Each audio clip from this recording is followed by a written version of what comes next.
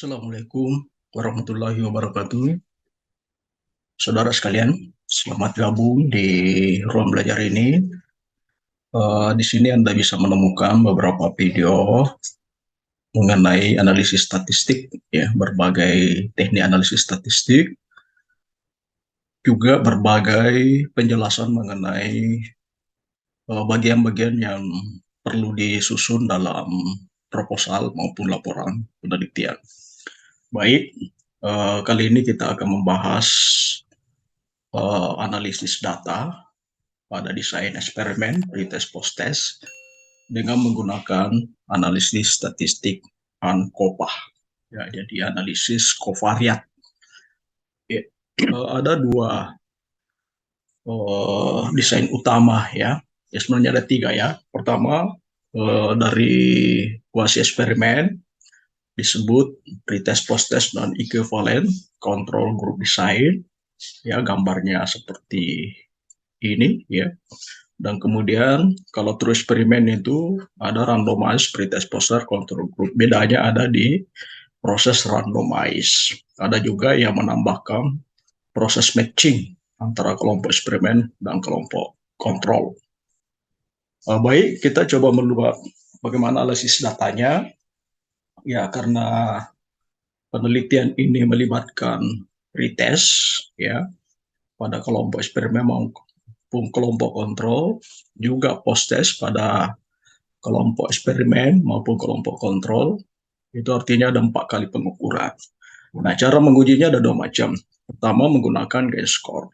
Ya, jadi selisih nilai setiap subjek pada kelompok eksperimen dan pada kelompok kontrol itulah yang dibandingkan. Ya, ini kita bisa menggunakan t-test atau nafas satu jalur. Ya. Nah, video tentang ini sudah saya buat. Anda bisa melihat nanti linknya di deskripsi. Ya. Nah, kali ini kita akan mencoba menggunakan cara kedua yang banyak dianjurkan, yaitu membandingkan hasil post-test. Nah, gimana caranya membandingkan hasil post-test? Nah, di sini kita akan melakukan jasmin, ya, berdasarkan skor pretest. Ya. Nah, di sini kita tidak bisa langsung membandingkan post-test saja karena kita mengabaikan pretestnya. Ya, tidak bisa dibandingkan dengan t-test, post-test. Karena itu yang bisa kita gunakan adalah ANACOVA. Melalui prosedur ANACOVA ini kita membandingkan post-test sebetulnya, ya, yang kita masukkan, tapi juga memperhitungkan min-nya. Ya, jadi bukan hanya post-test saja, tapi juga min. Nah, min yang dihitung sebetulnya adalah min yang sudah justed min, ya, justed min dari kelompok kontrol maupun kelompok eksperimen. Nah, hasilnya nanti akan kita lihat. Jadi sama-sama dengan Gain-Score, satu kali apalagi namanya, satu kali analisis, ya. Cuma Gain-Score kita harus hitung Gain-Score-nya dulu. Kalau ini kita langsung bisa memasukkan ke tabel kerja di SPSS, lalu kita hitung. Nah, asumsi dasar yang harus dipenuhi untuk menggunakan ANCOPA, pertama, variabel dependen berskala numerik, ya, bisa interval, bisa rasio, ya. Kemudian variabel independennya terdiri atas 2 atau lebih kategori atau kelompok independen, ya. Nah, kemudian datanya berdistribusi normal, ya, ini harus diuji, dan kemudian varian kelompok yang dibandingkan itu homogen. Ya, baik. Mari kita coba contoh kasus yang saya juga gunakan dalam analisis menggunakan Gain-Score, ya, pada video sebelumnya. Nah, di sini satu penelitian, ya, berjudul pengaruh konseling kelompok teknik kontra perilaku terhadap disiplin belajar siswa di SMA X. Ya. Nah, pertanyaan penelitiannya, apakah ada pengaruh konseling kelompok dengan teknik kontra perilaku itu terhadap peningkatan disiplin belajar siswa? Ya, tentu saja hipotesisnya kemudian menjadi pemberian konseling kelompok dengan teknik kontra perilaku memiliki pengaruh terhadap peningkatan disiplin belajar siswa. Ya, datanya seperti ini. Jadi setelah hasil pengukuran menggunakan skala disiplin belajar, diperolehlah nilai pretest post-test. Ini ada gaya skor, tapi ini kita tidak gunakan ya. Ini digunakan gaya skor ini kalau kita menghitung dengan gaya skor untuk uji T. Sekarang kita akan menggunakan ANCOVA ya. Dan kita hanya memiliki nilai pretest post-test pada kelompok eksperimen dan pada kelompok kontrol.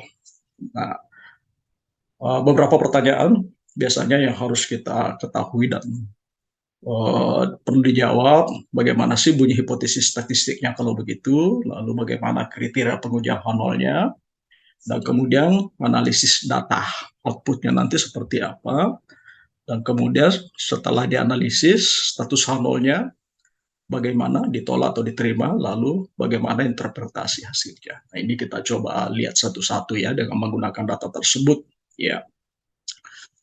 Nah, hipotesis statistik untuk kasus kita ya, kita turunkan dari teori ya pengaruh konseling kelompok ya, tidak ada perbedaan nilai kedisiplinan siswa yang diberikan konseling kelompok dengan teknik kontrak perilaku dengan yang tidak diberikan ya. Ada perbedaan nilai kedisiplinan siswa, itu hal satunya ya, yang diberikan dengan teknik kontrak perilaku dengan yang tidak diberikan layanan kontrak perilaku tersebut.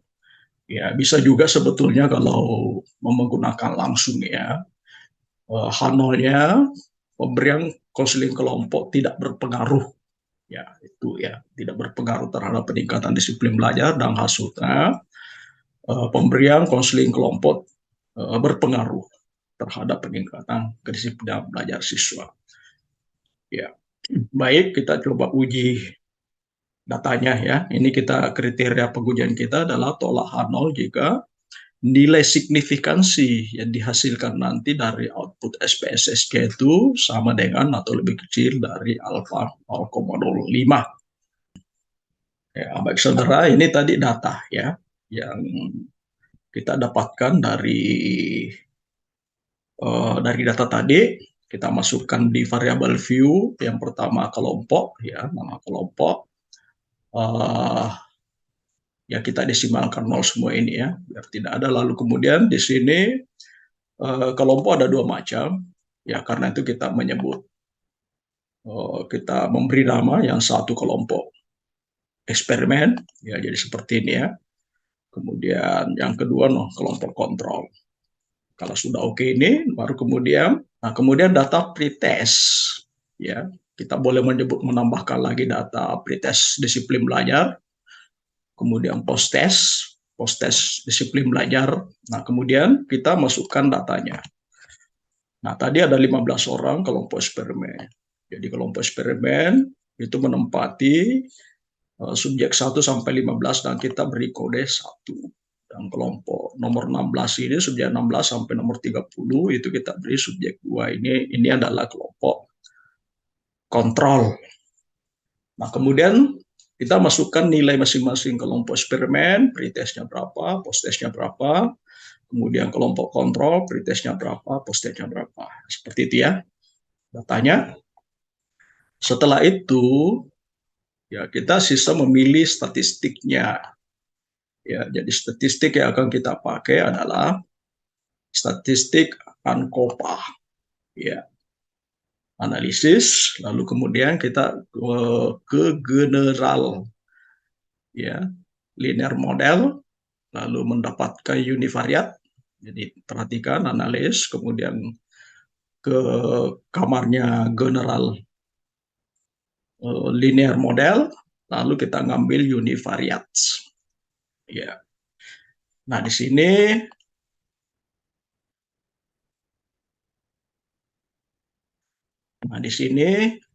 kita memasukkan kelompok itu pada faktor efek ya. Kemudian post-testnya ya, kita masukkan dependent variable dan pretestnya masuk di covariat. Ya, jadi artinya post-testnya ini nanti yang kita bandingkan tapi dengan memperhitungkan covariat dari pretest masing-masing. Ya, lalu kita ke option. Ya, di option ini kita masukkan kelompok ke kotak kanan, tanda panah, lalu kemudian kita klik ini deskriptif, statistiknya, estimate of effect, lalu kemudian parameter estimates, ya, ini untuk menghasilkan nanti, lalu ini juga kita bisa uji langsung homogenitasnya, ya, tanpa harus menghitung secara tersendiri. Satu kali kita uji ini sudah bisa langsung kita menemukannya. Kemudian continue. Nah, kalau sudah seperti ini, kita sudah bisa langsung oke, ya. Oke. Nah, kita mendapatkan output, ya. ANACOVA tadi, ini subjek eksperimen jelas ya 15 oke, lalu kemudian data deskriptifnya ini min aslinya ya, min dari post testnya ya, dan min kontrol post testnya. Tapi ini sebetulnya adjust ya pada data seperti di bawah ini menjadi minnya seperti ini ya. Min justed eksperimen itu 41,58 dan kontrol 39,21. Ini min yang sudah memperhitungkan tadi pretestnya ya. Nah, kemudian ini yang kita temukan ya. Jadi akan kita dapatkan adalah yang kita perlu terjemahkan adalah data ini ya. Inilah yang kita perlu baca ya. Jadi tabel output inilah yang kita perlu baca apakah hipotesis kita ditolak atau diterima ya. Nah, saya pindahkan dulu ke, jadi caranya kan kita copy ya. Nah, tadi datanya ini ya, outputnya yang kita mau baca ya. Di sini ada banyak barisnya dan kita hanya perlu fokus ke baris yang ada kata kelompok ini ya. Dan kemudian melihat nilai signifikansinya ya. Tadi kriterianya 0,05. Nah, kita mendapatkan tadi 0,00 ini artinya lebih kecil dari alfa 0,05. Apa artinya? H0-nya ditolak. Dalam laporan penelitian Anda, nanti silahkan dituliskan kata-katanya seperti ini. Ini contoh saja. Ya, berdasarkan tabel output SPSS uji ANCOVA tersebut bisa ditambahkan diperoleh nilai sig 0,000 yang berarti lebih kecil dari alfa 0,05.